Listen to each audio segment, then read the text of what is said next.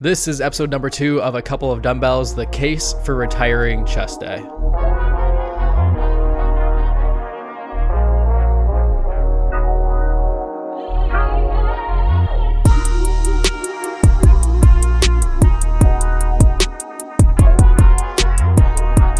Hello everybody and welcome back to A Couple of Dumbbells. My name is Erik Braun. I am your host and a certified athletic trainer helping to prevent, diagnose, treat, rehab, and educate the world on a variety of sports medicine topics and conditions. This week I am riding solo talking to you guys about the case for retiring chest day, as well as a little bit of a new segment we're going to fit in with Motivational Monday. As this podcast is going to be posted every Monday, I figured let's slide in some motivational snippets, some tips, some techniques, or inspirational quotes that I may have heard or somebody else portrayed on their own publication, or just some sort of technique that successful people use. So it'll be a quick little blurb at the beginning of every podcast, so where we can get that motivational aspect and hopefully help you opt for greatness. And then after we get the motivational aspect of it done, we will move into the content, the topic this week being the case for retiring chest day.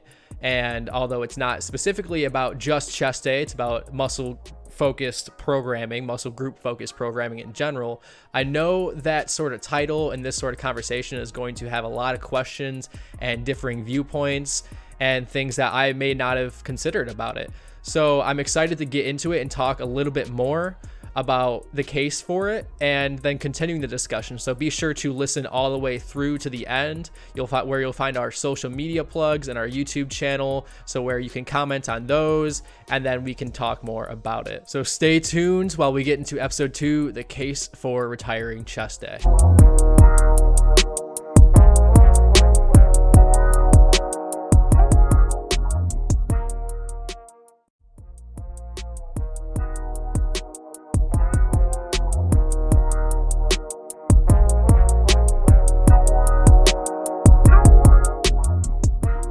Hello everybody and welcome back to A Couple of Dumbbells. We're going to get right into our Motivational Monday topic, talking about positivity and negativity flow. This is a concept I picked up from Lewis Howes on a School of Greatness podcast. It's a great one. I feel like you should definitely check it out. It's helped me understand and do some self-reflection for myself.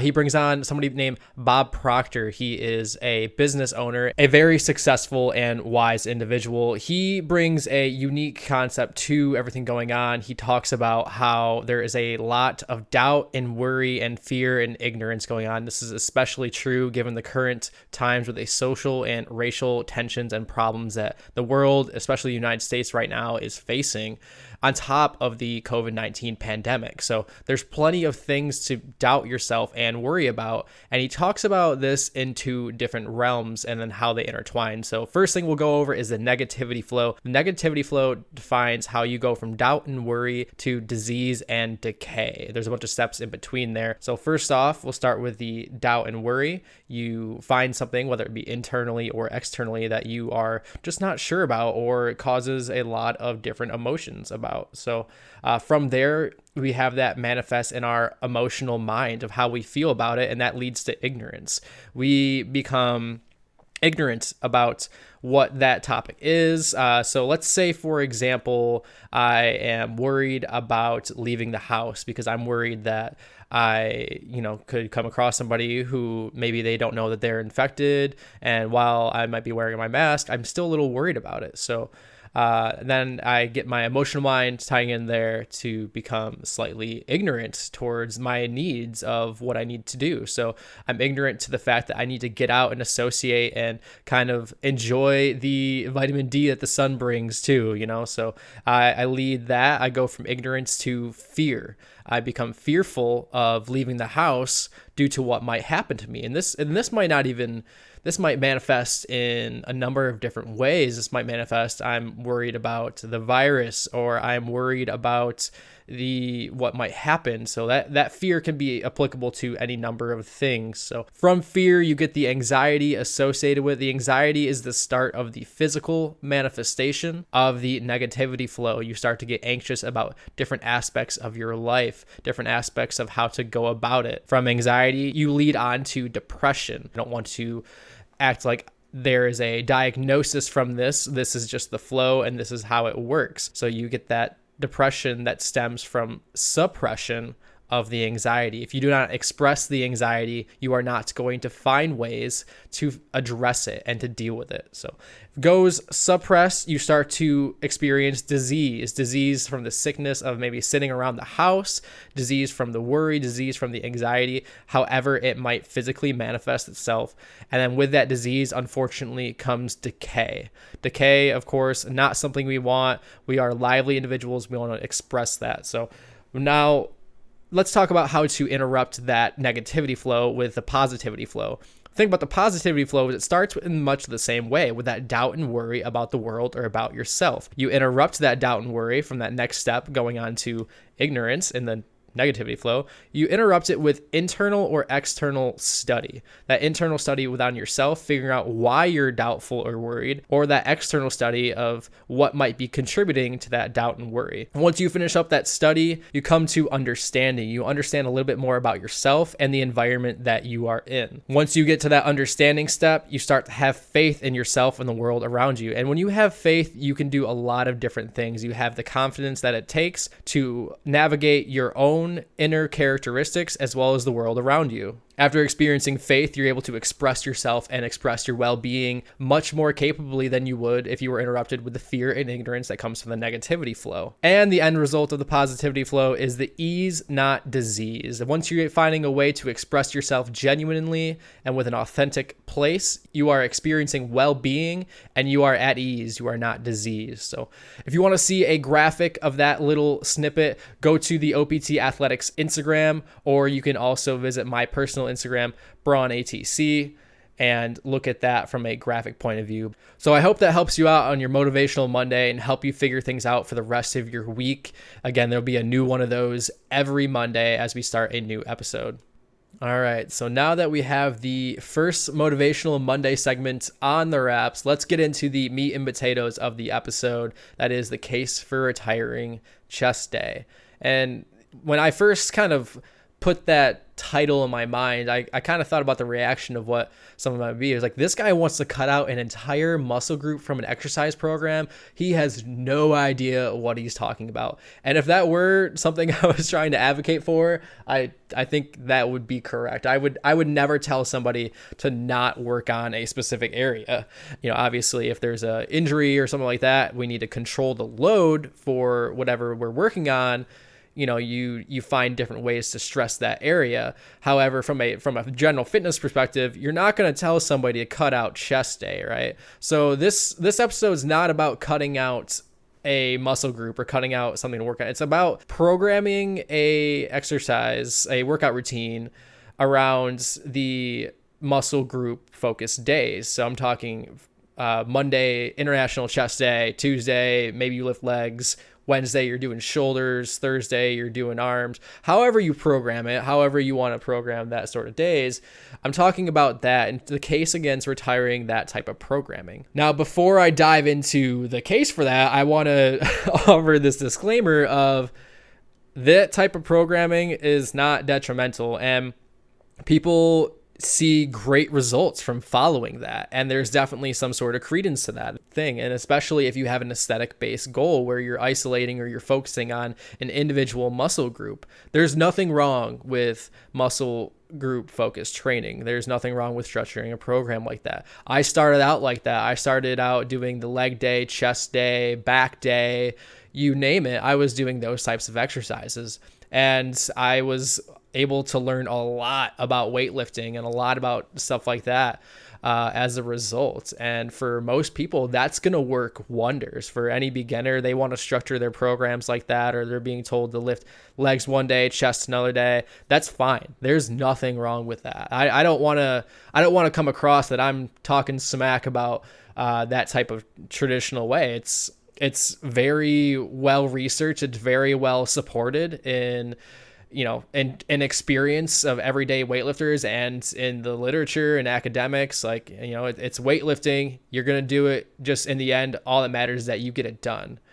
So I have nothing against that type of programming, and it's good maybe sometimes to kind of focus on those sorts of areas and isolate what you need to isolate from a rehab perspective or even from an aesthetic perspective. If you want to work on a specific area, of course you're going to focus on that for your aesthetic goals. There's nothing wrong with that. That's your thing. So with that disclaimer out of the way, what I'm going to do is I'm going to dive into that type of training, the first one where it's muscle group focused, some of the benefits associated with it, and then some of its drawbacks when it comes to athletic function and functional activity. After that, I'll go a little bit into the movement-based training, the sort of switch in focus when it comes to lifting and the benefits of that, and also a little bit of the drawbacks from that. So starting off with the muscle group focused one, some of the obvious benefits is that you're learning movement patterns, you're learning ways of getting around the gym, you're learning ways to address different areas of your body, feeling a contraction and what you're supposed to feel. So if it's your very first day in the gym, it's a Monday, International Chest Day, and you know you're supposed to be lifting chests that day, and somebody is showing you, or you did your research on what exercises stress your chest and what exercises address that, you're going to make that sort of mind muscle connection of like, hey, okay, so I was told to do this exercise. Somebody, one of the personal trainers at the gym, or a diagram on the machine or on the bench press apparatus, was kind of helping me out, and there's somebody there to help me out with my form and do it safely, not just loading myself up on the very first day. You're going to figure out what exercises work for that specific day. So moving on to like a leg day, hey, I'm doing this leg extension. It says I'm supposed to feel it in my quads. That's where my quad is, right where I'm feeling it, right in the front of my leg. So from a beginner's point of view, that muscle group focus training is an excellent way to get yourself involved and get yourself moving. So the second benefit to this type of training is that you are building up that sort of beginner strength. If you are new to weightlifting and maybe you have been playing sports, you haven't really had that external stress other than competition to really build the strength and build the size and power of those muscles that you are trying to address. So you're really experiencing that for the first time of, I can finally perform my function better because I'm in the gym, I'm hitting the weights, and I'm getting them used to the sort of increased strain to be able to deal with what I need to compete with. So as you move further along in competition, or as you move further along in your career, taking on more responsibilities, you're going to be put under a lot more strain and stress. And obviously, if there's one particular area of your function that you need to be strong in, or sufficient in, or endurance in, you're going to address that specific area. And being able to add the excess load or the excess strain associated with that is obviously going to make you much better suited when it comes to function. So obviously, number one, you're going to learn how it feels for muscles to contract. Number two, you're going to see the benefits that come with normal exercise. That's every weightlifting program. And as I said earlier, nothing against that. It's a great way to get started, and a great way, especially if your goals are aesthetic, and it even has functional applications.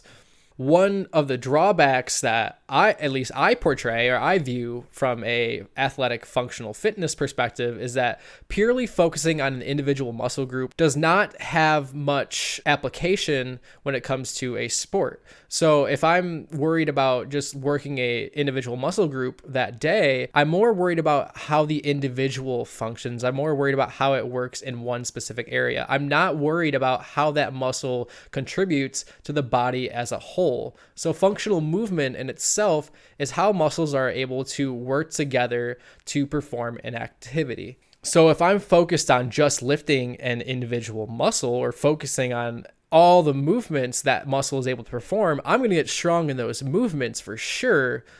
However, I'm ignoring all the other movements that muscle could contribute to. So not only let's stick with the chest day, since that's the title of the episode. So you got your pec, which is, the biggest muscle in your chest that works a lot across your shoulder. So since it crosses the shoulder joint, it has a lot to do with forces going across that area. If you are working from just focusing on the muscle, you're only really working in the ranges that muscle helps with. Conversely, if you focus on how that muscle works as a whole in functional movement, you're working everything surrounding that muscle and surrounding that particular joint to be safe when performing the motion. And secondly, increasing your performance because you're working in the areas which you need to be. So you're working in a functional way. And that's called movement-based training. So when you're doing something that's movement-based, your focus is not so much on how the muscle contracts, but how it works. There are 7 key movements for all functional movement. Every functional movement activity has these sorts of movements to one degree, whether it be a high degree or low degree. So these 7 movements are squat, hinge, lunge, push, pull, step, and rotation. Those are all 7 key human movements that are performed at any level for any type of movement. So if you make the transition to a movement-based training program, all of your exercises are going to have the end goal of applying to one or multiple of these types of movements. And I think a huge benefit to performing this type of program is that you are incorporating the whole body in every workout that you have. So in a muscle group focus, you're incorporating one aspect of the body. So you might not be worried about what your core is doing or what your hips are doing because you're focused on your chest. When in reality, from a movement-based functional perspective, if you're performing an athletic type movement or a functional type of pressing or overhead movement, it has everything to do with your stability in your core and your hips and your lower half. From a movement-based perspective, even something as simple as a bench press, I say simple, bench press isn't simple, it's you can be very technical with the technique aspect, or you can just say it's pushing. Even something like a bench press, from a movement perspective, you have to be worried about the whole entire body. So what are you doing with your lower half to help stabilize and provide a stable structure for that upper half? That is the crux of movement-based training, of all functional movement. What is the rest of your body doing in order to set the prime mover of the motion up for success and to keep it safe? So your focus might have switched from, okay, I'm contracting this muscle, I'm working this muscle, this is the muscle that's intended to move and work. Now your focus is not so much on that muscle, but it's focused on how that muscle fits into the picture as a whole.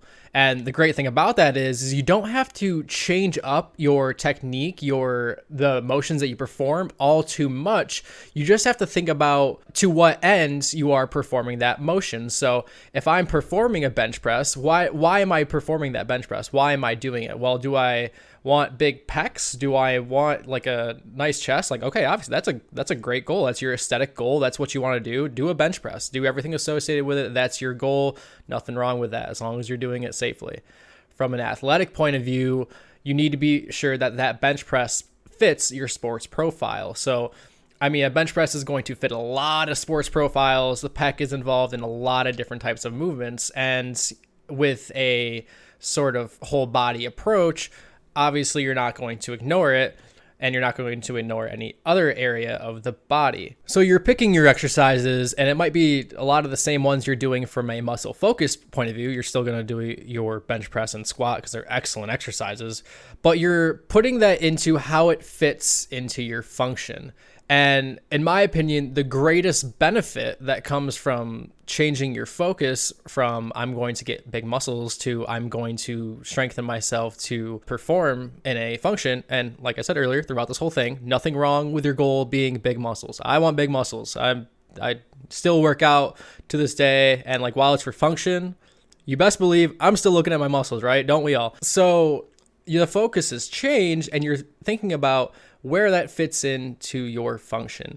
And the best part about it is that once you figure out at what point of that movement, at what point of your squat and your bench press you are having difficulties with, you can think about it from a whole body approach. So what in the rest of your body might be contributing to a weakness or a deficit in that part of the movement. So let's say, for example, a common example that I see is, back pain when squatting or bending over. A lot of people have low back pain, right? That's a, number one complaint of pain amongst a large proportion of people. I think somewhere about 90% of the United States will have a report of low back pain at some point in time.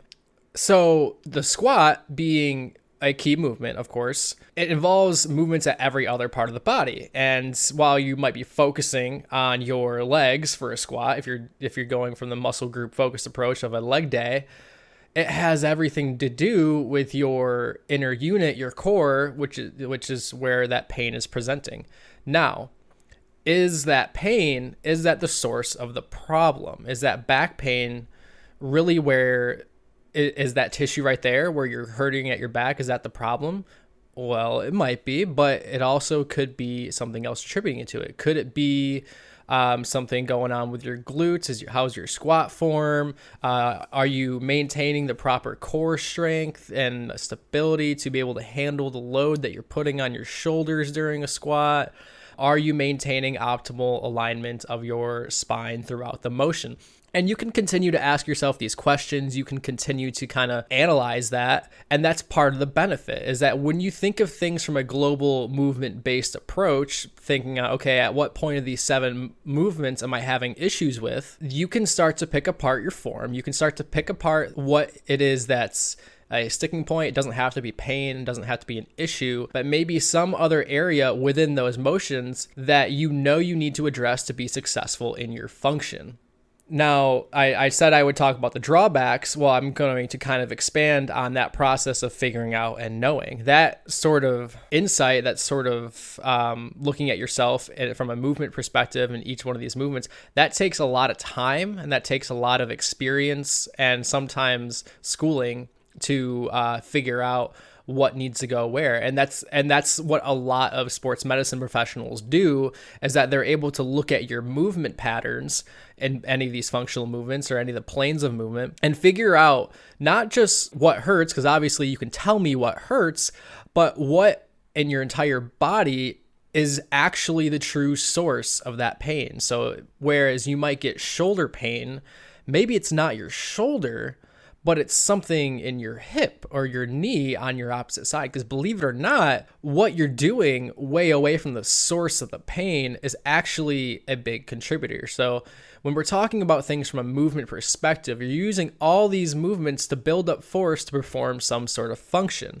And that force in our body, while we like to think of it as this really strong, capable thing, it is pretty inefficient. Force leaks out at any way, shape, or form. You want it to go out to what you're intending to do. So like say you're throwing a ball, you want that force to go into the ball. However, we can have different things happen in our body and the force is going to go to the weakest link. So if there is something along that chain of movement, that chain of where, from a movement perspective, along those movements, something happens and there's a muscle or a tendon or a ligament or capsule that is insufficient or lacks strength in some way or is incapable of accepting the amounts of force that you are pushing through it, that's where you start to get compensations. That's where you start to get some pain building up and the force has to overload a different tissue. And that's where you start to get problems. So from the movement-based approach, you can look at these sorts of movements and figure out, okay, I have a compensation occurring at my hip when I'm throwing this ball. So I know I need to work my glutes and build up some core stability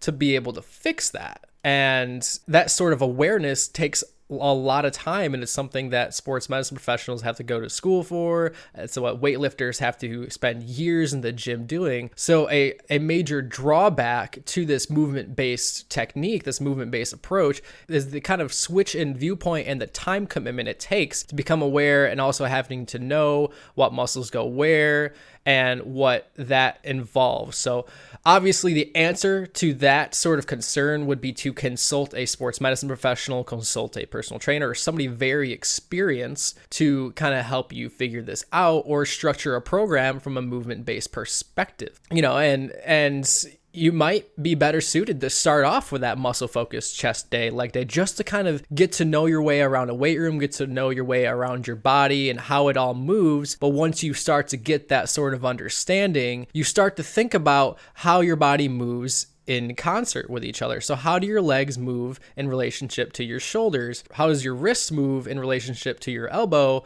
And all these other different types of relationships that occur throughout the body.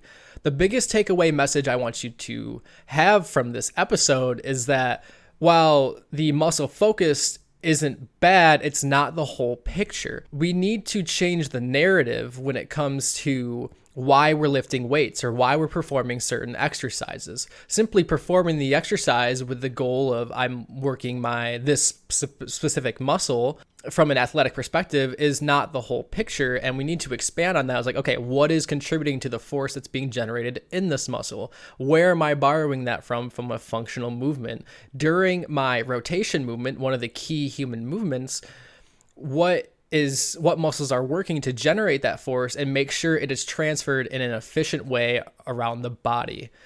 Again, a very wholesome way to look at it, but can be a little bit time consuming and knowledge seeking going through there. So being able to advance and grow past the I'm just contracting a muscle into a global approach is a very key aspect when it comes to movement patterns. And my case for retiring these sorts of muscle base is not for inadequacy purposes. It's not for the sake of, I don't think this is a good program or good way to do it. However, I think there is a better way to teach people and teach everyone how to work in movement first and think about their weightlifting and their exercise programs, whatever it may be, from a global movement body perspective versus I want to contract this muscle and that muscle.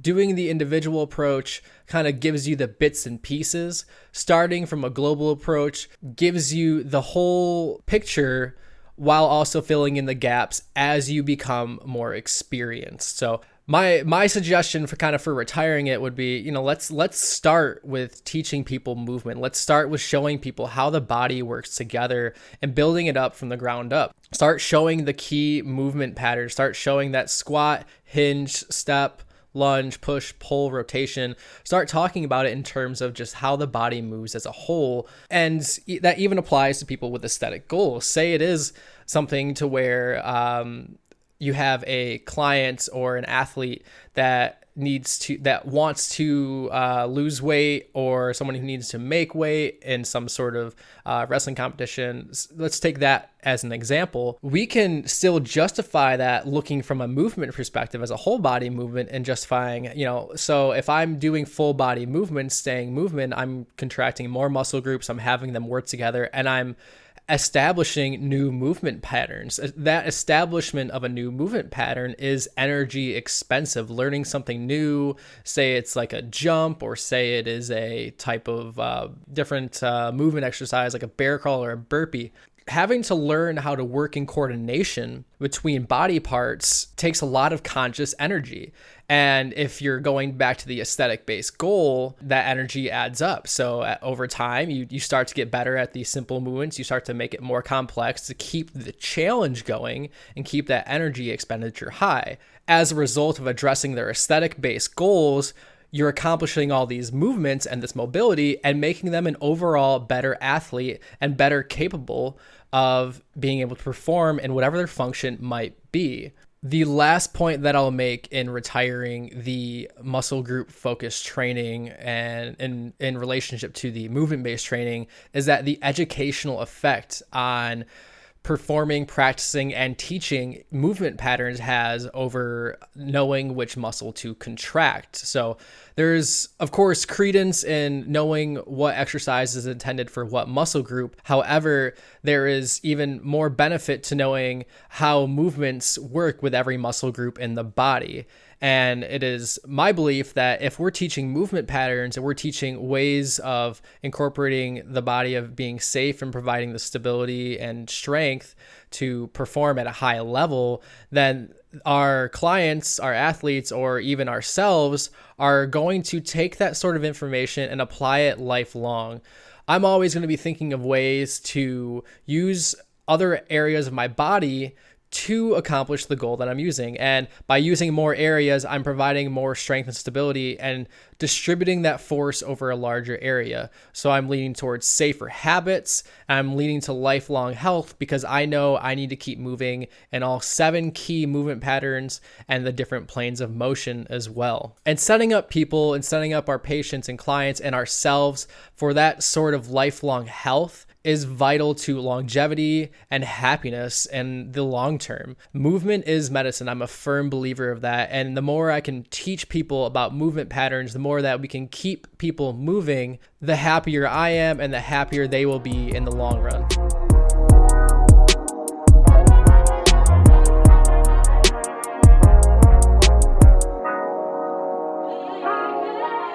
Thank you all again for tuning in and listening to a couple of dumbbells. I hope this was useful to you. I want to continue the discussion about this topic over on our social media page at OPT Athletics on Instagram, Twitter, and Facebook. You can also send us an email, optathletic@gmail.com. In addition to continuing the conversation about this episode, I want to hear what you guys think about the format and the podcast as a whole. If you have the capability, please rate us, thumbs up, 5-star, follow, subscribe to whatever you are listening to us on. If you absolutely love the podcast and want to support us moving forward, head over to anchor.fm, a couple of dumbbells public page where you can sign up for monthly donations that'll help us out with getting equipment and editing tools to make these episodes even greater. Thank you all again for tuning in this week. Make sure you subscribe or follow new episodes every Monday, and follow us on social media at OPT Athletics for Twitter, Facebook, and Instagram. Stay healthy, be well, and opt for greatness.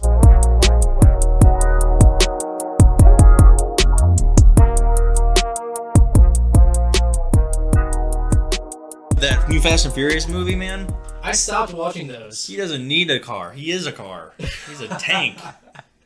Didn't they have a tank in one of those? Yeah, him. So it was hard to decipher. Yeah, it was like choose the difference in photos. Yeah, it was. He's just a monster. Fair enough. I mean, like you see some of his stories and stuff like that. He brings his gym with him. Yeah. He has a tent. He's got like people that like will take all the equipment and move it for him wherever he is. Sure. Like at different sets. Yeah. I don't know, man. Like he must have a specific setup. I think he keeps his like tent or whatever he works at above 90 degrees. Yeah, I don't know. I don't really know. That's just nuts. It's like going outside right now. And that is max hard determination.